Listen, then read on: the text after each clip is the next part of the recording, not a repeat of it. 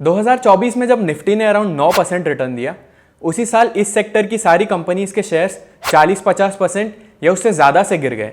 कौन सा है ये सेक्टर और क्या ये हमें 2025 में बहुत पैसा कमाने की अपॉर्चुनिटी दे सकता है, जानेंगे इस वीडियो में। मेरा नाम है अनमोल और आप सबका स्वागत है स्टॉइक वेल्थ की यूट्यूब चैनल पे, जहाँ पे हम लोग आपके लिए फाइनेंस को आसान बनाते हैं। दोस्तों, आज के इस वीडियो में हम जिस सेक्टर की बात करने वाले हैं वो है micro finance sector. Micro finance, जैसे आपको नाम से ही समझ में आ रहा होगा, का मतलब होता है छोटे अमाउंट वाले लोन्स, जिनकी वैल्यू यूजुअली जो होती है वो है 20 से 60 हज़ार के बीच में होती है। ये लोन्स जो है वो यूजुअली ऐसे लोगों को दिए जाते हैं जिनको नॉर्मल जो बड़ी बैंक्स होती है वो लोन्स नहीं देती है। फॉर एग्जांपल, अगर आपके आसपास कोई टेलर होगा जिसको अपना बिजनेस बढ़ाने के लिए लोन की ज़रूरत होगी, या कोई डेयरी फार्मर होगा जिसको कोई नई गाय खरीदनी है, उसके लिए उसको लोन चाहिए होगा, तो यूजुअली क्या होता है कि वो बड़ी बैंक्स जो होती है वो ऐसे लोगों को लोन्स नहीं देती है। इसके पीछे मेजर रीज़न ये होता है कि इन लोगों की कोई फिक्स्ड इनकम या कोई सिक्योरिटी नहीं होती है, जॉब सिक्योरिटी। तो ऐसे लोगों को यूजुअली जो है वो माइक्रो फाइनेंस कंपनीज या स्मॉल फाइनेंस बैंक से लोन लेना पड़ता है, जिसको बोला जाता है माइक्रो फाइनेंस लोन। ये लोन्स क्योंकि बहुत ज़्यादा रिस्की होते हैं और इनके पीछे कोई सिक्योरिटी नहीं होती है। फॉर एग्जाम्पल, अगर आप घर खरीदते हैं तो उसके पीछे आपका जो घर है वो एक सिक्योरिटी होती है। तो क्योंकि इन लोन्स के पीछे कोई सिक्योरिटी नहीं होती है, तो इन पे जो माइक्रो फाइनेंस कंपनीज है वो बहुत हाई इंटरेस्ट रेट चार्ज करती है, जो कि 20-25% या उससे भी ज़्यादा होता है। तो दोस्तों, आई होप आपको माइक्रो फाइनेंस एग्जैक्टली क्या होता है ये समझ में आया हो। तो आपके मन में ये सवाल ज़रूर आएगा कि पिछले एक साल में ऐसा क्या हो गया कि ये सारी कंपनीज के शेयर्स 40-50% से गिर गए। इसके पीछे की सबसे बड़ी वजह है ग्रीड, यानी लालच।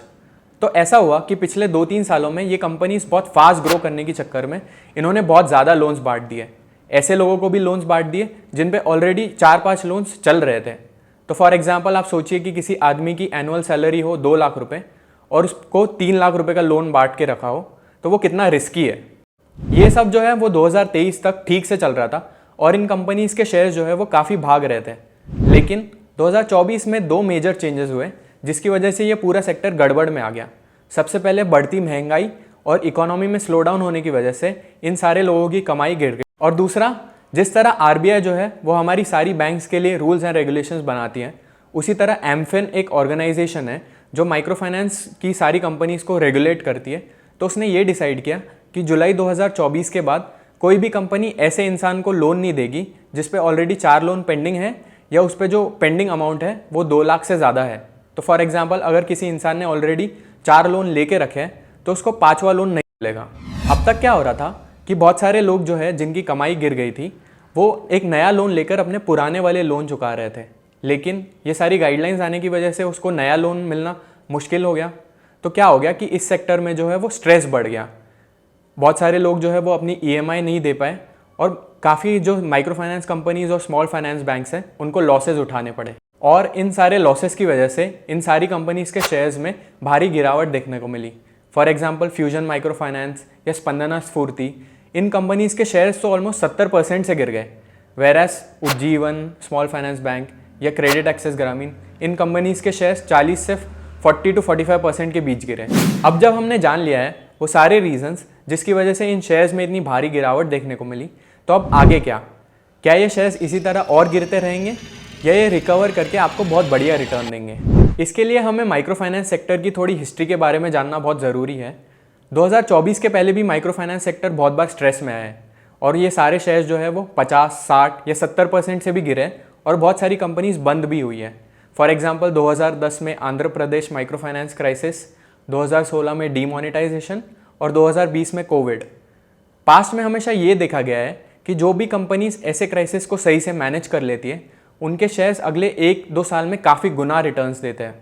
इसका मतलब, अगर आप इस सेक्टर की बढ़िया वाली कंपनीज में सही टाइम पे इन्वेस्ट कर दें तो आप काफ़ी पैसा कमा सकते हो। लेकिन ये जानना बहुत ही ज़रूरी है कि ये सारी कंपनीज जो है वो काफ़ी रिस्की होती है, तो आपको इन कंपनीज में तभी इन्वेस्ट करना चाहिए जब आप में वो रिस्क लेने की कैपेसिटी हो। अब आपके मन में ये सवाल आएगा कि ये सही कंपनीज आखिर हमें पता कैसे चलेगी और इनके शेयर्स हमें कब खरीदने हैं? तो इसके लिए आपको सिर्फ एक चीज़ करनी है, वो है ट्रेंड को फॉलो करना।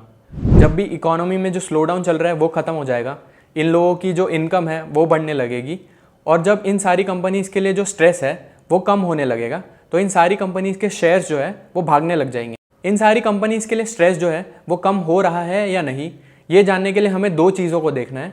पहला कलेक्शन एफिशिएंसी और दूसरा एनपीए। कलेक्शन एफिशिएंसी का मतलब ये होता है कि फॉर एग्जांपल अगर किसी कंपनी को एक महीने में या फॉर एग्जांपल जनवरी में 100 रुपये का लोन वापस आने वाला है और सिर्फ 95 रुपीज़ जो है वो वापस आता है, तो उस महीने के लिए उस कंपनी की कलेक्शन एफिशिएंसी होगी 95%। वैसे ही अगर वो इंसान 90 दिन या उससे ज़्यादा टाइम पीरियड के लिए उस लोन की ईएमआई पे नहीं करता है तो उसको बुलाया जाता है एनपीए। तो हमें बेसिकली ये ट्रैक करना है कि कलेक्शन एफिशिएंसी इंप्रूव हो रही है या नहीं और एनपीएस जो है वो कम हो रहे हैं या नहीं। जो भी कंपनी ये सबसे पहले कर पाएगी, यानी अपने स्ट्रेस को सबसे बढ़िया तरीके से मैनेज कर पाएगी, उसके शेयर्स में आप सबसे ज़्यादा पॉजिटिव मोमेंटम देखेंगे। इसको ट्रैक करने के लिए आपको क्या करना है कि screener.in पे जाके या बीएसई या एनएसई की वेबसाइट पे जाके उस कंपनी की जो हर एक क्वार्टरली रिजल्ट होती है प्लस जो इन्वेस्टर प्रेजेंटेशन आती है उसको आपको ध्यान से पढ़ना है। अगर आप ये इतनी मेहनत कर लें तो 2025 में आप स्टॉक मार्केट से बहुत एक्स्ट्रॉर्डिनरी रिटर्न कमा सकते हैं। तो दोस्तों आई होप आपको इस वीडियो से कुछ नया सीखने को मिला हो। अगर वीडियो पसंद आया है तो इसे लाइक और अपने दोस्तों के साथ ज़रूर शेयर कर देना और ऐसे ही इन्फॉर्मेटिव वीडियोस के लिए स्टॉइक वेल्थ की यूट्यूब चैनल को ज़रूर फॉलो करना। मेरा नाम है अनमोल और मिलते हैं अगले वीडियो में।